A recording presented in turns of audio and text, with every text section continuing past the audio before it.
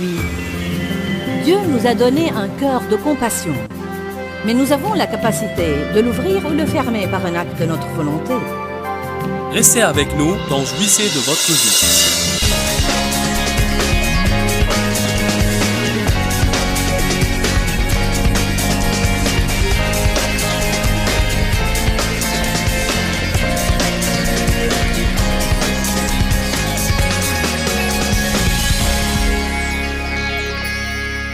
Et le Seigneur m'a changé et a fait de moi une donatrice. Quand je dis « il a fait de moi une donatrice », je ne parle pas de donner seulement dans une collecte, c'est vraiment le tout début pour être donateur. Un donateur, quelqu'un qui a un ministère de donner, et ça peut être n'importe qui. C'est un ministère que quiconque peut avoir si vous le voulez. Mais il faut faire mourir la chair pour le faire. J'ai été malheureuse tant d'années. Et je sais par expérience ce qui marche et ce qui ne marche pas. J'ai tout essayé pour être heureuse. Et j'ai découvert que la seule manière par laquelle vous pouvez être heureuse, c'est quand vous vous oubliez. Vous perdez de vue vos propres intérêts, vous cessez de penser à ce que vous voulez et ce dont vous avez besoin. Et vous visez intentionnellement à être une bénédiction pour quelqu'un d'autre. J'insiste sur intentionnellement, parce que la plupart du temps, vous n'en aurez pas envie. Vous allez devoir le faire exprès. Suivons intentionnellement les voies de l'amour. Dieu est un donateur. Si on a sa nature, alors on doit être donateur également. Les donateurs cherchent toujours l'occasion d'être une bénédiction pour quelqu'un. Je voudrais commencer par une parole dans Luc 10, verset 27. Je vais probablement vous conduire à beaucoup de différentes écritures ce soir, parce que je veux que vous remarquiez un thème qui se retrouve dans toute la Bible. Et c'est que Dieu se soucie de ceux qui sont affligés et il s'attend à ce qu'on se soucie d'eux aussi. Quand on prêche des sermons qui incitent les gens à recevoir quelque chose pour eux-mêmes, ils acclament et applaudissent. Mais ça devient vraiment calme quand on parle de mettre à mort la chair et de faire quelque chose pour quelqu'un d'autre. Mais ce sont là les messages qui vous rendront heureux plus tard. Éternellement heureux, heureux à perpétuité. Qui d'entre vous sait au fond de son cœur que ce que je vous dis est juste, que le seul moyen au vrai bonheur est de rester occupé à faire quelque chose pour quelqu'un d'autre. Mais vous savez, on vit dans un monde très égoïste et égocentrique. Et cet esprit d'égoïsme est également dans l'Église. Luc 10, 27. Et il répondit, « Tu aimeras le Seigneur, ton Dieu, de tout ton cœur, de toute ton âme, de toute ta pensée et de toute ta force. Et tu aimeras ton prochain comme toi-même. » Deux choses que Dieu nous dit de faire. L'aimer et aimer les gens. Parfois, je pense qu'on complique le christianisme. On a toutes ces choses qu'on pense qu'on est censé faire. Et la Bible dit, aimez Dieu, aimez les gens. Aimez Dieu, aimez les gens. Et si vous faites ça, tout vous réussira. Vous serez extrêmement heureux, vos prières seront exaucées, vous aurez le pouvoir sur le diable, vous jouirez d'une paix profonde et vous verrez la gloire de Dieu dans votre vie régulièrement. Si vous aimez Dieu et vous aimez les gens. Verset 28, Jésus lui dit, « Tu as bien répondu. Fais cela et tu auras la vie. » J'aime vraiment cette partie parce qu'il a dit, « Tu connais la réponse, va la mettre en pratique. » C'est intéressant parce que on sait beaucoup de choses qu'on ne met pas en pratique dans notre vie. Fais cela et tu auras la vie. La Bible amplifiée dit, tu jouiras d'une vie active, bénie, sans fin dans le royaume de Dieu. Jouir de la vie. Je crois vraiment que Dieu m'a donné un mandat de prendre Jean chapitre 10, verset 10, et d'essayer de le mettre en pratique dans ma vie et dans celle des autres. Et Jésus dit, le voleur ne vient que pour dérober, égorger et détruire. Mais moi, je suis venu afin que vous puissiez avoir et jouir de votre vie. Jésus n'est pas mort juste pour qu'on puisse aller au ciel. Il veut qu'on jouisse de la vie. Et je ne parle pas de passer notre temps à nous amuser. Ce n'est pas de quoi je parle. Je parle plutôt de jouir du commun. Je parle de jouir de l'ordinaire et l'habituel. Lundi, mardi, mercredi, jeudi, vendredi, samedi, dimanche. Lundi, mardi, mercredi. Qui saisit ce que je veux dire? Parce que le savez-vous, on ne va pas voir quelque chose de super spectaculaire se passer chaque jour de notre vie. On ne va pas avoir quelque chose de stimulant pour notre chair qui va se passer chaque jour de notre vie. Mais il nous dit juste là comment jouir de la vie. Je vais commencer à prendre ces principes et essayer d'aider les gens à comprendre que si seulement ils aiment Dieu et les gens, ils jouiront sûrement de leur vie. Rien qu'aimer Dieu et aimer les gens. Finalement, en fin de compte, que veut-on vraiment de la vie? On veut juste la paix et la joie. Le royaume de Dieu est justice, paix et joie par le Saint-Esprit, et c'est vraiment ce que les gens veulent. On veut bien se sentir vis-à-vis de nous-mêmes, on veut croire qu'on est droit devant Dieu, qu'on a une relation avec Dieu, on veut avoir la paix et on veut juste jouir de notre cheminement. Vraiment, ce ne sont pas des choses qu'on veut, c'est le royaume qu'on veut. Recherchez le royaume et toutes ces choses vous seront données par-dessus. Dieu veut que vous soyez bénis.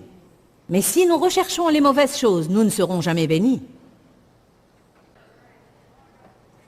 Luc 10, 28, Jésus lui dit, « Tu as bien répondu, fais cela et tu auras la vie et tu jouiras de ta vie. » Je ne peux pas passer outre ceci pour le moment. Si vous n'êtes pas heureux, c'est peut-être parce que vous ne faites absolument rien pour les autres.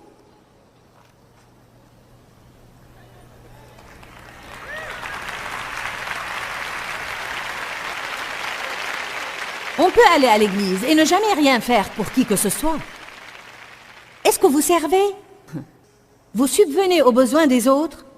Est-ce que vous écoutez ce que les gens vous disent? Est-ce que vous faites attention à ce que vous les entendez dire aux autres au sujet de ce qu'ils veulent et leurs besoins? Et est-ce que vous laissez Dieu vous utiliser pour satisfaire à ce besoin? Ou vous dites, restez au chaud et soyez repus, je prierai pour vous que quelqu'un assure votre besoin? Maintenant, on a tous de différentes choses, vous savez. Certains d'entre vous peuvent donner plus de temps que d'argent, et d'autres plus d'argent que de temps. La plupart des gens ont seulement un talent. Savez-vous que 80% des gens dans le monde ont seulement un talent? Mais je vous défie ce soir de commencer à prendre votre seul talent et de l'utiliser pour bénir quelqu'un.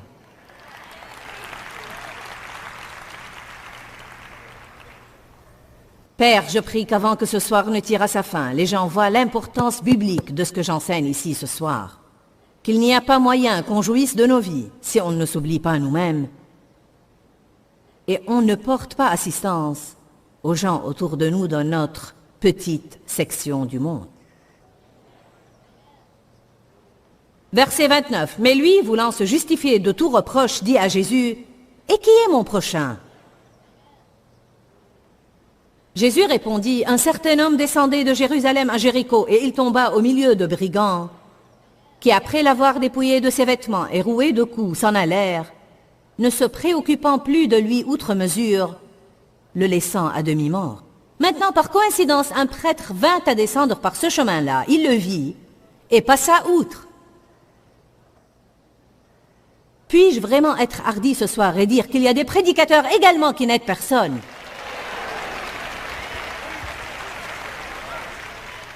Je pense qu'il est intéressant que le premier représentant des êtres humains que Jésus mentionne ici est un prêtre qui est passé à côté et simplement s'est éloigné parce qu'il ne voulait pas s'impliquer.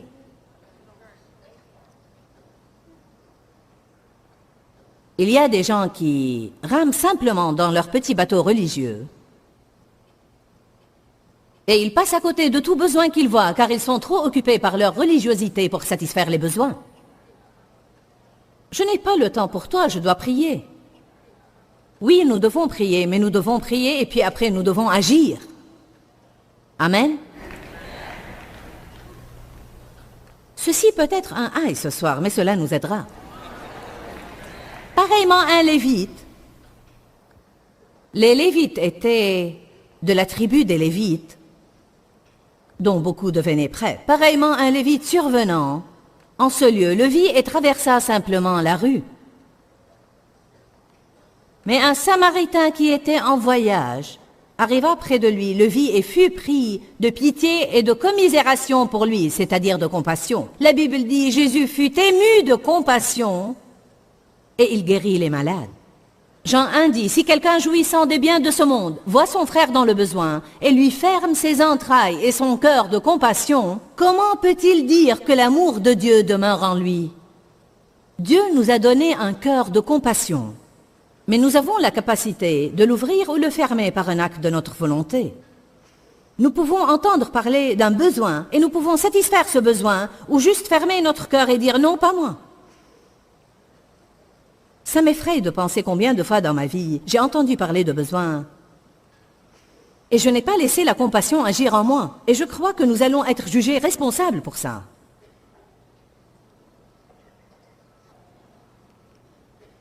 Jésus dit à Pierre, dans Jean 21, « Pierre, m'aimes-tu » ?« Oui, Seigneur, tu sais que je t'aime. » »« D'accord, Pierre, aide quelqu'un. » Il lui a dit, « Paie mes brebis, et c'est la même chose. » Allons, recevons une nouvelle révélation ce soir. Il ne faut pas spiritualiser cela. Bien, Pierre était appelé au ministère. « Pierre, m'aimes-tu » ?« Oui, Seigneur, tu sais que je t'aime. Bien, paie mes brebis. » Il a dit à Pierre une deuxième fois, « Pierre, m'aimes-tu » ?« Oui, Seigneur, tu sais que je t'aime. Bien, alors paie mes agneaux. » Troisième fois, « Pierre, m'aimes-tu » Et la Bible dit que Pierre fut peiné de ce qu'il lui eut dit pour la troisième fois, « M'aimes-tu » Je pense qu'il essayait de marquer un point, pas vous. Je veux rephraser ça pour qu'on le comprenne. Aimez-vous Jésus ? Aidez quelqu'un.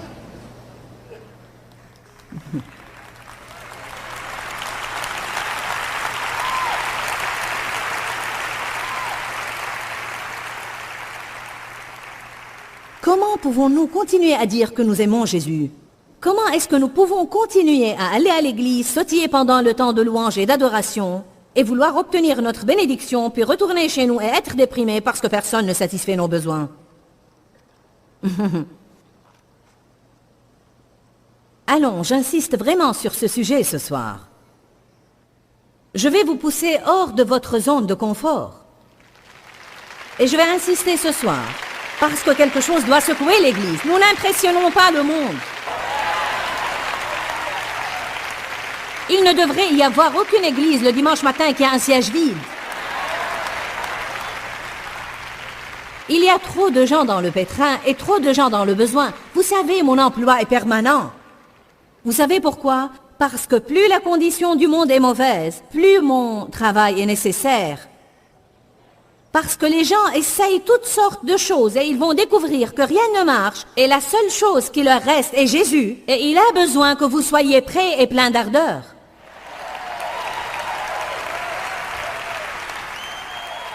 Vous avez tous une chair. Écoutez, je suis censé enseigner aux croyants afin qu'ils sortent et accomplissent les travaux du ministère. Ce n'est pas la responsabilité des prédicateurs de tout faire. Vous êtes censés faire les travaux et nous sommes censés donner l'enseignement.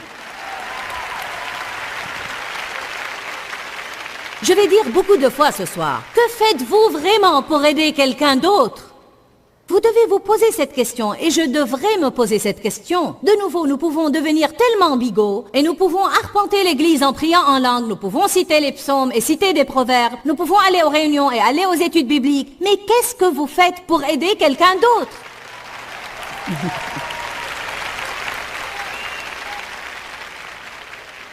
Bien, j'ai travaillé dans l'église par le passé et ils ont tiré profit de moi et j'ai été consumée.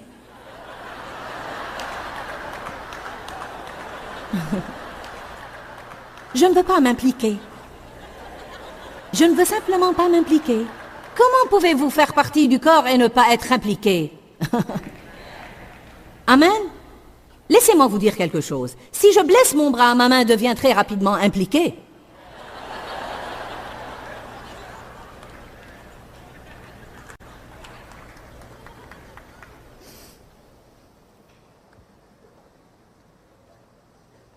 Verset 34. Lisons le verset 33 d'abord, comme ça nous remettrons le verset dans son contexte. Mais un Samaritain qui était en voyage arriva près de lui, le vit et fut pris de pitié et de compassion.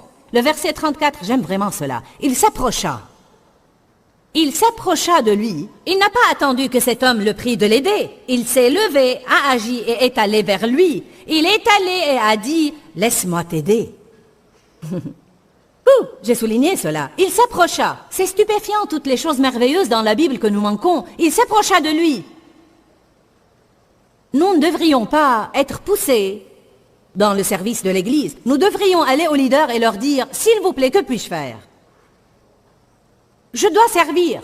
Je veux être à votre service. Je veux être utile. » Mon Dieu, ne passez pas simplement votre vie à m'engrailler tout le temps au sujet de votre travail que vous dites haïr, à conduire dans le trafic que vous dites vous rend fou, à rentrer chez vous dans cette maison que vous dites que vous ne pouvez pas supporter, à regarder cette télé débilitante pendant 4 heures, à passer votre nuit réveillée à cause de l'insomnie, vous lever et refaire encore la même chose.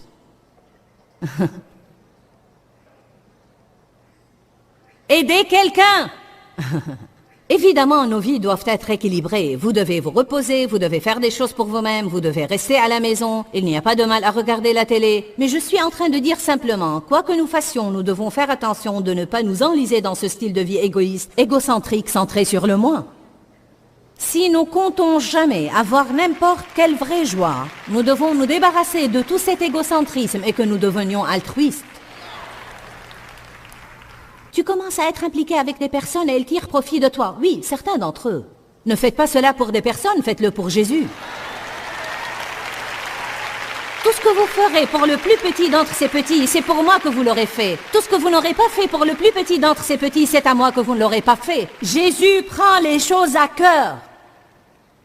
Il dit dans Colossiens, « Quoi que vous disiez, quoi que vous fassiez, faites-le de tout votre cœur. Et faites-le non pas en voulant plaire aux hommes, mais en cherchant à plaire à Dieu, sachant que votre récompense ne vient pas des hommes, mais de Dieu.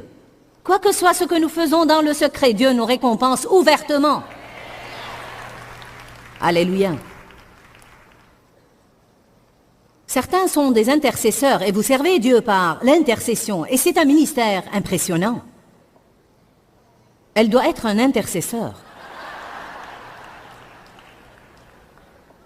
Luc 10, 34. Il s'approcha de lui et banda ses plaies, y versant de l'huile et du vin. Puis il le chargea sur sa propre monture, le mena à une auberge et prit soin de lui. Vous voyez, il s'était bien impliqué. Il a relevé ses manches et il s'est impliqué dans la vie quotidienne mesquine. Et le jour suivant, il a sorti 2 deniers, le salaire de 2 jours, et les a donnés à l'aubergiste en disant, « Prends soin de lui, et ce que tu auras dépensé, je te les rembourserai moi à mon retour. » Il ne connaissait même pas ce monsieur.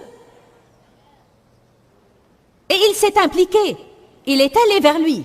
Il s'est impliqué personnellement. Puis quand il ne pouvait plus être là personnellement, il a donné l'argent pour s'assurer que la mission serait accomplie. Quand vous ne pouvez pas aller vous-même, au moins vous pouvez donner l'argent pour que quelqu'un d'autre puisse le faire. Alléluia. Je ne peux pas aller de prison en prison et aider les prisonniers parce que j'ai un ministère de médias, mais j'ai les prisonniers à cœur. Alors nous prenons l'argent du ministère et nous envoyons des personnes aux prisons. Je ne peux pas aller partout, mais je peux m'assurer que beaucoup soit fait. Verset 36. Et Jésus dit, « Lequel de ces 3 penses-tu s'est montré le prochain de l'homme tombé aux mains des brigands ?» Il répondit, « Celui qui a exercé la miséricorde envers lui. » Et Jésus dit encore, « Va et fais de même toi aussi. » Très simple. Allez à Jacques 1, 27.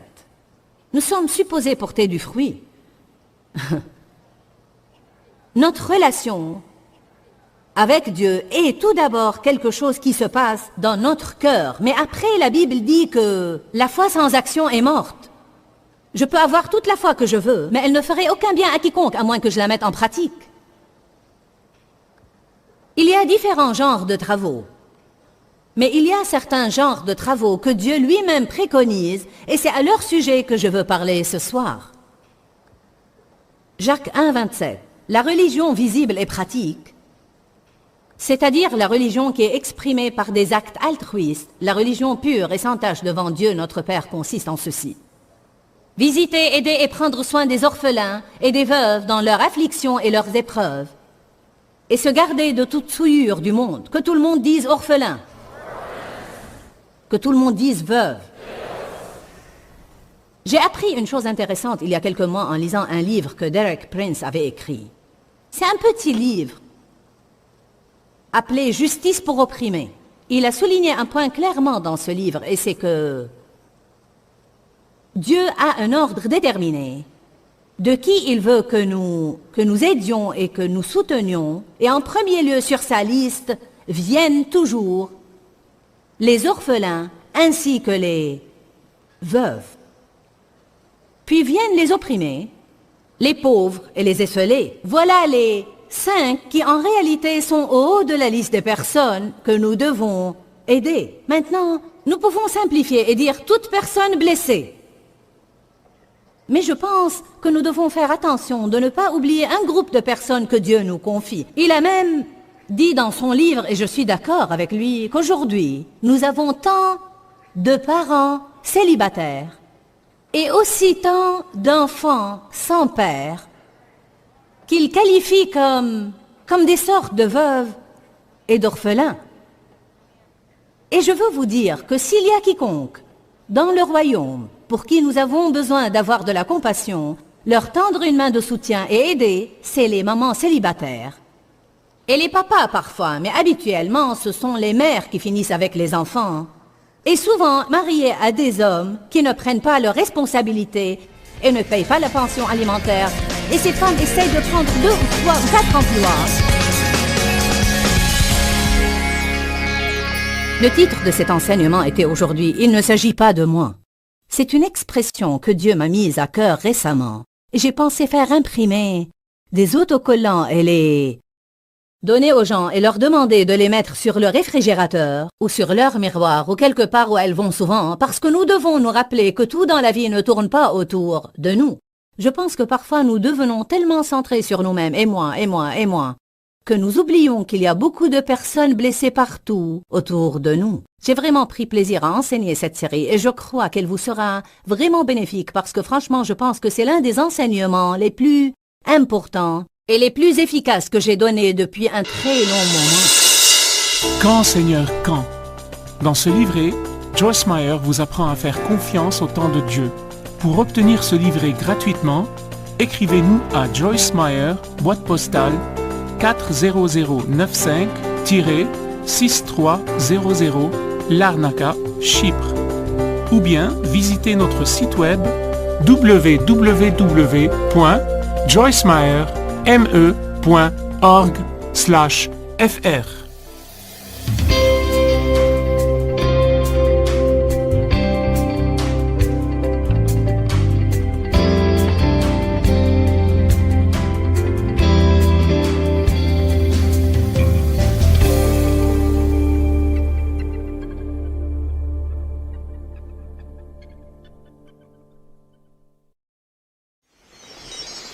Si vous essayez de conserver votre vie, vous la perdrez. Et si vous perdez votre vie, vous la retrouverez.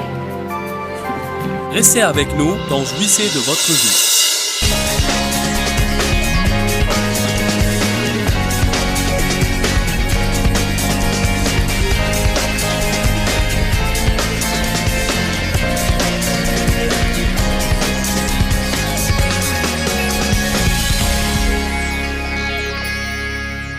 Acte 10, 38 dit, vous savez comment Dieu a oint Jésus de Nazareth de l'Esprit Saint et de puissance, lui qui passait en faisant du bien, et en particulier guérissant tous ceux qui étaient sous l'empire du diable. 1 Jean 2 dit que vous avez une onction qui demeure à l'intérieur de vous. Qu'est-ce que vous êtes censé faire avec cette onction? Vous levez tous les matins et partout où vous allez, faire du bien aux autres.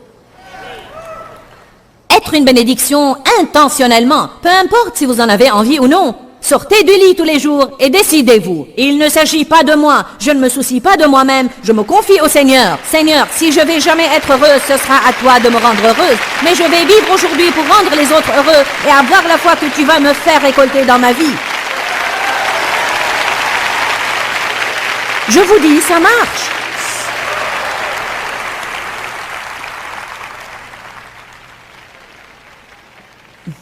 Merci.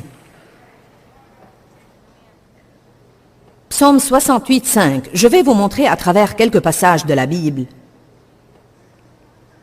que c'est dans la nature de Dieu. Je crois que ça changera la vie de certains d'entre vous ce soir si non seulement vous l'écoutez, mais vous rentrez chez vous et vous l'appliquez. Il ne suffit pas que vous écoutiez ce message et que vous l'ajoutiez au message que vous avez. Prenez note, achetez la cassette et écoutez-la plusieurs fois. Peu importe si vous l'écoutez des centaines de fois, écoutez-la jusqu'à ce que votre chair égoïste meure.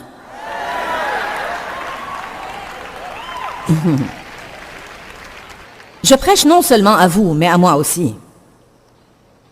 Psaume 68, versets 5 et 6. Le Père des orphelins, le défenseur des veuves, c'est Dieu dans sa demeure sainte. Dieu donne une famille à ceux qui étaient abandonnés. Il délivre les captifs et les rend heureux. Les rebelles seuls habitent des lieux arides.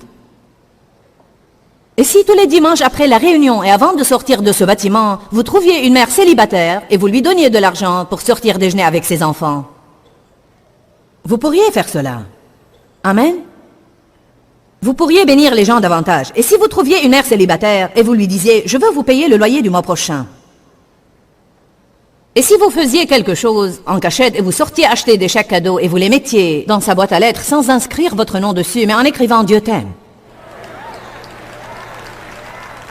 Et si vous adoptiez une veuve et vous preniez quelque temps pour visiter quelqu'un qui n'a pas de famille, savez-vous combien il y a de personnes dans le monde qui n'ont personne qui prend soin d'eux et les aime?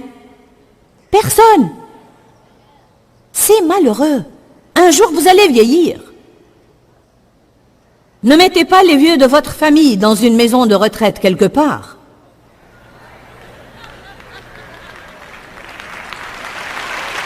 Ce n'est pas parce que les gens sont devenus vieux qu'ils n'éprouvent plus de sentiments. Savez-vous comme devient longue la journée où personne ne vient et personne n'appelle? Un long temps. Mais je suis vraiment occupée. Je suis occupée. Écoutez-moi. Mon père a 82 ans. Ma mère a près de 80 ans. Et ma tante a près de 80 ans. Dave et moi, nous sommes en fait responsables d'eux et nous sommes occupés. Vous n'êtes pas plus occupés que moi. Et je vais vous dire quelque chose. Je sais devant Dieu que si je ne prends pas ma responsabilité dans ce domaine avec un cœur réjouissant et de bon gré, ceci aura certainement un effet négatif sur mon onction.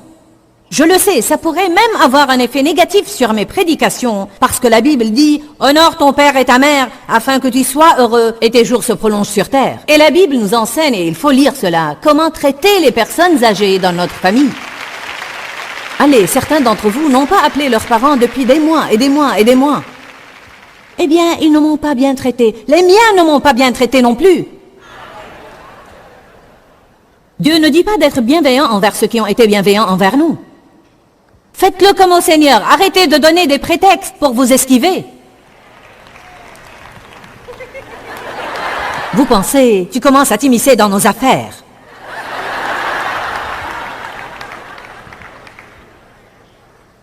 Vous savez, non seulement vos parents, que tout le monde dans la famille participe et aide.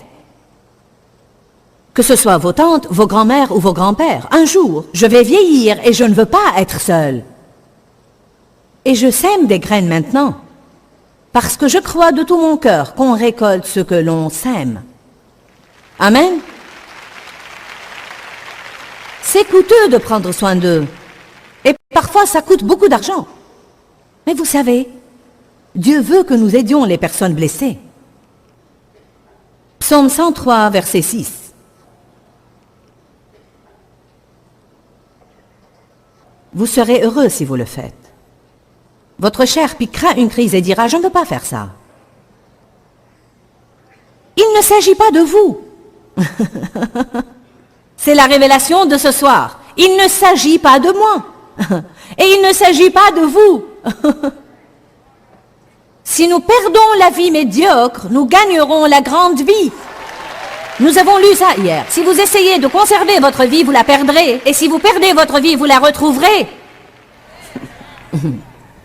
Jésus nous a dit, si vous voulez être mes disciples, chargez-vous de votre croix et suivez-moi. Perdez de vue vos propres intérêts. Et je ne vous dis pas que vous devez faire ça tous les jours de votre vie. Jouissez de votre vie, faites ce que vous aimez, reposez-vous, amusez-vous, allez en vacances, regardez la télé, mais n'oubliez pas les autres choses aussi. Ceci ne veut pas dire faites seulement des choses pour les autres. Ce ne serait pas une vie équilibrée et vous vous sentirez épuisé. Mais faites votre part. Allez. Faites votre part. Où est-ce que je vous ai dit d'ouvrir vos livres? Psaume 103, verset 6. L'Éternel fait droit et justice, non seulement à moi, mais à tous les opprimés. Que signifie être opprimé? Être dans un désarroi, être blessé, être désemparé, ou bien être maltraité. La justice donne équité et équilibre. Elle rend juste ce qui est faux. Par exemple, c'est faux que quelqu'un possède 5 manteaux, alors que quelqu'un d'autre meurt de froid tout l'hiver parce qu'il n'en a aucun. Il est faux que je possède 5 manteaux tout neufs, que je vois une de mes employées venir au travail, vêtue d'un manteau en haillons et d'être fière d'avoir 5 manteaux neufs sans lui en offrir un. Nous voyons de tels besoins autour de nous tout le temps et nous les ignorons. Il faut changer d'attitude. Amen. Allez à Éphésiens chapitre 5.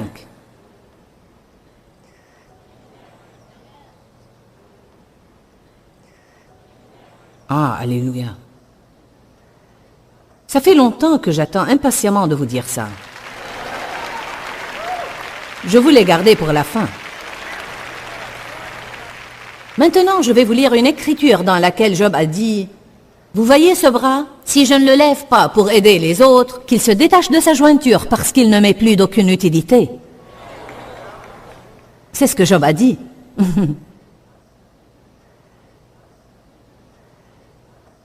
Éphésiens 5, 1 et 2. Devenez donc les imitateurs de Dieu. Devenez les imitateurs de Dieu. Copiez-le et suivez son exemple, comme des enfants bien-aimés imitent leur père. Et marchez dans la charité, en ayant de l'estime l'un pour l'autre, à l'exemple de Christ qui nous a aimés et qui s'est sacrifié pour nous. Nous ne pouvons pas aimer les autres sans que nous nous sacrifions pour eux. La raison principale pour laquelle les gens ne marchent pas dans la charité est que ça requiert un effort et nous coûte toujours quelque chose. Alors que nous cherchons ce qui est gratuit dans la vie. Ce qui est plus facile. Je vais vous lire une histoire. Si ça ne vous touche pas, rien ne le fera. Un petit garçon de 10 ans se tenait devant un magasin de chaussures, sur la chaussée, nu-pieds, regardant par la fenêtre et grelottant parce qu'il avait très froid. Une dame s'est approchée de lui et a dit « Mon petit, pourquoi regardes-tu intensément par la fenêtre ?» Il a répondu « Je demandais à Dieu de me donner une paire de chaussures. » La dame l'a pris par la main, ils sont entrés dans le magasin et elle a demandé au vendeur de donner 6 paires de chaussettes au garçon. Puis elle lui a demandé de lui donner une cuvette d'eau et une serviette. Il les lui a vite cherchées et elle a pris le garçon au fond du magasin. Elle a enlevé ses gants, s'est mise à genoux, a commencé à laver ses petits pieds et les lui a séchés. Le vendeur était déjà revenu avec les chaussettes. Elle a pris une paire de chaussettes et les lui a fait porter. Ensuite, elle lui a acheté les chaussures, les lui a fait porter, a mis le restant des chaussettes dans un sac et les lui a données. Elle lui a tapoté la tête et lui a dit avant de partir, « Sans doute, mon petit garçon, tu te sens mieux maintenant. » Le garçon, étonné, l'a tenue par la main, l'a regardée avec les larmes dans les yeux et lui a dit, « Êtes-vous l'épouse de Dieu ?»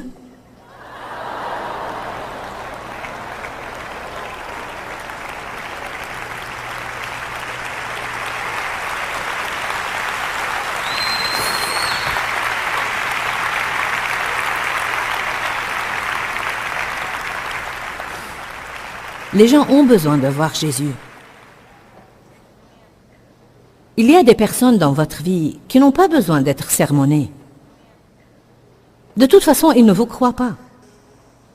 Car s'ils ne le voient pas agir dans leur vie, ils ne le croiront pas. Nous devons être des lettres vivantes lues de tous les hommes. Car Dieu a tant aimé le monde qu'il a donné son Fils unique. Nous devons arrêter de penser à nous-mêmes. Et nous devons, intentionnellement et quotidiennement, trouver comment nous pouvons être une bénédiction aux autres. Et nous devons commencer à prier. Seigneur, je te supplie, ne permets pas qu'il y ait des besoins autour de moi et que je ne les vois pas. Je ne veux pas être insensible et dur. Je ne veux pas être tellement pris dans mes intérêts et ce qui se passe dans ma vie que je ne vois pas les besoins autour de moi et je ne prends pas le temps d'être gentil avec les autres ou subvenir à leurs besoins. Alléluia. Vous pouvez sentir dans votre fort intérieur que ce que je dis ce soir est vrai. Nous le savons déjà. Nous n'avons pas besoin d'une plus grande révélation. Nous avons déjà une révélation de Dieu à l'intérieur de nous. C'est ça réponse, c'est ce dont j'ai besoin. C'est ce que je cherchais. Vous êtes venus pour avoir une révélation et vous l'avez.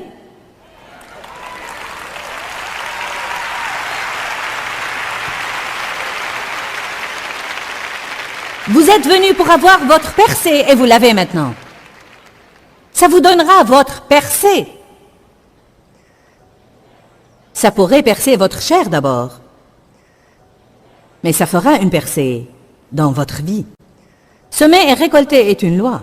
N'essayez pas de vous rendre heureux. Vivez pour rendre les autres heureux et Dieu vous rendra heureux. Jésus a lavé les pieds de ses disciples et a dit, si vous savez ces choses, vous serez heureux. Jean 13, 17 dit, si vous savez ces choses, vous serez heureux. Alléluia. C'est ce que je veux vraiment. Je veux être heureuse. Allez à Exode 22. Dès le début de la Bible, Dieu subvenait aux besoins des gens blessés, surtout ceux qui étaient opprimés, ceux qui étaient seuls, ceux qui n'avaient pas de père, celles qui n'avaient pas de mari, les étrangers. Dieu s'intéressait beaucoup aux étrangers. Pourquoi? Car c'est pénible d'être étranger quelque part et ne connaître personne. Nous voulons toujours courir vers les gens avec qui nous nous sentons à l'aise. Vous savez pourquoi? Parce que nous n'aimons pas parler à des gens que nous ne connaissons pas. Il en est de même pour moi. Je dois m'obliger à le faire comme vous devez vous obliger à le faire. Il ne s'agit pas de moi. Nous devons mettre des enseignes chez nous. Il ne s'agit pas de moi. Ça nous aiderait. Amen. J'aurais vendu des enseignes si je les avais faites. Je vous assure que si j'avais ces enseignes-là, j'en aurais vendu des milliers ce soir même. Mais je n'en ai pas. Vous devez les faire vous-même. C'était ça la norme de la justice dans l'Ancien Testament. La norme de la justice dans l'Ancien Testament. Dieu ne considérait pas que les gens soient justes à moins qu'ils aident les autres et subviennent à leurs besoins. En fait, il a déclaré dans la loi, n'opprimez pas les veuves. Laissez une certaine quantité de graines dans vos champs pour que les pauvres puissent venir après les moissonneurs et glaner le champ. Ils devaient envoyer des cadeaux aux pauvres durant les fêtes et s'assurer de donner leur part à ceux qui souffrent. Il est écrit dans la loi qu'on avait à prendre soin des veuves, des opprimés et des orphelins. Dieu a fait une loi sur comment traiter les étrangers et les étrangères. Il le faisait par la loi, alors que nous avons à le faire par la grâce. Vous dites, mais je ne vis pas sous la loi. Non, nous vivons sous la nouvelle alliance. Nous vivons par la foi, nous sommes justifiés par la foi et non pas par les œuvres. Mais Jacques dit, une foi qui n'a pas les œuvres est morte en elle-même. Elle est dénuée de force. C'est l'erreur que nous commettons aujourd'hui. Nous parlons de notre foi, notre foi, notre foi, notre foi. Et Dieu sait que nous sommes le groupe de la parole et la foi. Nous faisons partie du camp de la foi, du mouvement de la foi. Mais où sont vos œuvres? Pas les œuvres de la chair, les œuvres de Dieu, des œuvres qu'il nous guide lui-même à faire. Intentionnellement. Vous devez les faire intentionnellement. Je pourrais dire le mot intentionnellement 2000 fois et ce ne serait pas suffisant, car peut-être que vous n'en aurez jamais envie. Amen. Ça vous donnera une grande joie quand vous perdez de vue vos intérêts et vous faites tout pour être une bénédiction aux autres. Dave et moi, nous avons eu l'occasion la semaine dernière de faire quelque chose de spécial à quelqu'un qui était vraiment dans le besoin. Et j'ai dit à Dave, tu sais, c'est vraiment étonnant. Comment tu te sens heureux. Quand tu fais un plan, tu surprends les gens et tu vois la joie sur leur visage, les larmes de joie et les vois remercier Dieu. Ce n'est pas étonnant que la Bible dise « Il y a plus de bonheur à donner qu'à recevoir ». Nous craignons toujours que quelqu'un nous exploite et nous utilise ou qu'il prenne quelque chose qu'il ne mérite pas. Mais j'ai pris cette attitude, la miséricorde triomphe du jugement. Parfois, quand je vois les gens en train de mendier, je leur donne quelque chose. Je n'essaye pas de découvrir s'ils essayent d'attirer mon attention ou ce qu'ils sont en train de faire. Je pense, je fais ça comme au Seigneur. Et si vous mendiez avec de mauvaises intentions, alors c'est entre Dieu et vous. Mais je ne veux pas me tenir devant Dieu et avoir une mauvaise conscience pour avoir été impitoyable. Quel que soit ce qui ne va pas dans ma vie, si j'ai à me tenir au coin des rues et mendier pour avoir la nourriture pour ce jour-là, alors je suis dans une mauvaise condition et j'ai besoin d'être aidé. Alléluia. Exode 22, 22. Il est écrit, tu n'affligeras point la veuve ni l'orphelin. Je ne fais du mal à personne, mais est-ce que tu aides quelqu'un? Deutéronome 10, verset 17.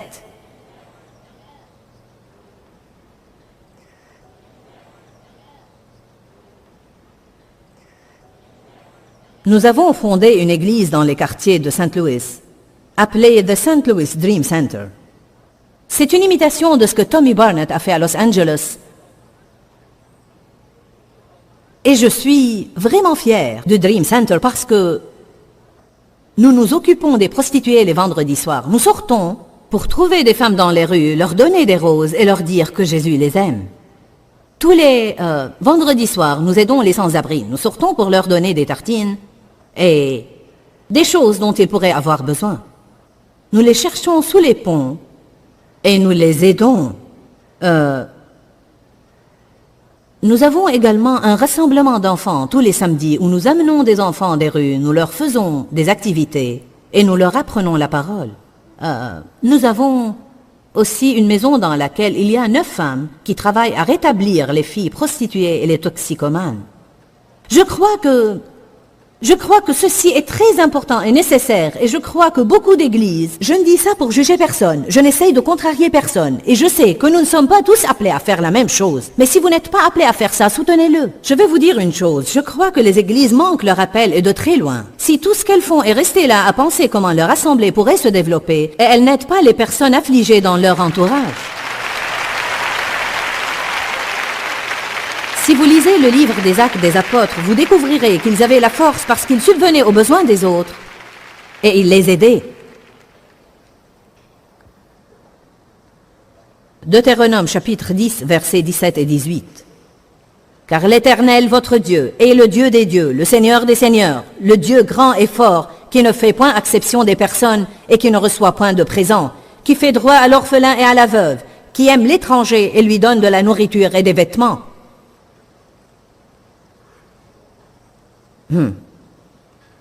Allons maintenant à Deutéronome 14, verset 29.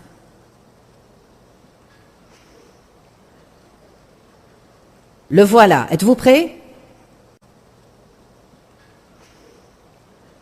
Alors viendront le Lévite, qui n'a ni part ni héritage avec toi, l'étranger, l'orphelin et la veuve qui seront dans tes portes, et ils mangeront et se rassasieront, afin que l'Éternel, ton Dieu, te bénisse dans tous les travaux que tu entreprendras de tes mains. Que dit-il? Si vous voulez que votre travail soit béni, commencez à prendre soin des gens blessés. Amen.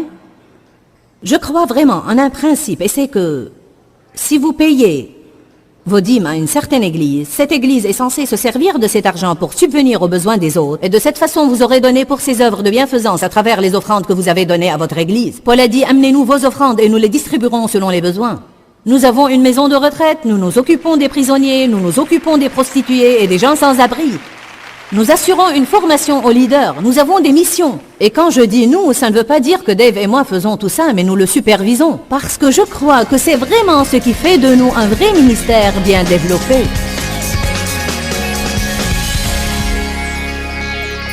Le titre de cet enseignement était aujourd'hui « Il ne s'agit pas de moi ». C'est une expression que Dieu m'a mise à cœur récemment. J'ai pensé faire imprimer des autocollants et les donner aux gens et leur demander de les mettre sur le réfrigérateur ou sur leur miroir ou quelque part où elles vont souvent, parce que nous devons nous rappeler que tout dans la vie ne tourne pas autour de nous. Je pense que parfois nous devenons tellement centrés sur nous-mêmes, et moi, que nous oublions qu'il y a beaucoup de personnes blessées partout autour de nous. J'ai vraiment pris plaisir à enseigner cette série et je crois qu'elle vous sera vraiment bénéfique parce que franchement, je pense que c'est l'un des enseignements les plus importants et les plus efficaces que j'ai donnés depuis un très long moment. Quand, Seigneur, quand? Dans ce livret, Joyce Meyer vous apprend à faire confiance au temps de Dieu. Pour obtenir ce livret gratuitement, écrivez-nous à Joyce Meyer, boîte postale 40095-6300 Larnaca, Chypre. Ou bien visitez notre site web www.joycemeyer.org/fr.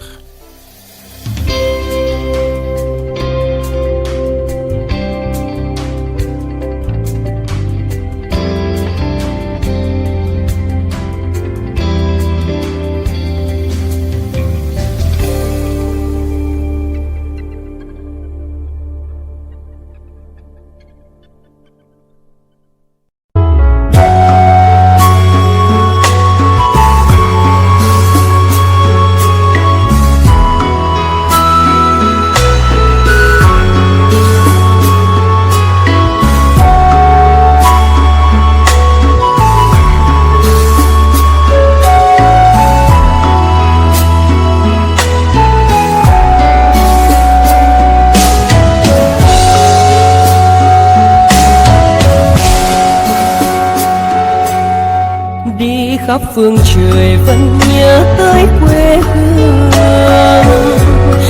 người về đây thăm làng trù quê mẹ và làng sen quê cha, xúc động bồi hồi người rơi giọt lệ, thương mái nhà tranh thương đất mẹ nghèo.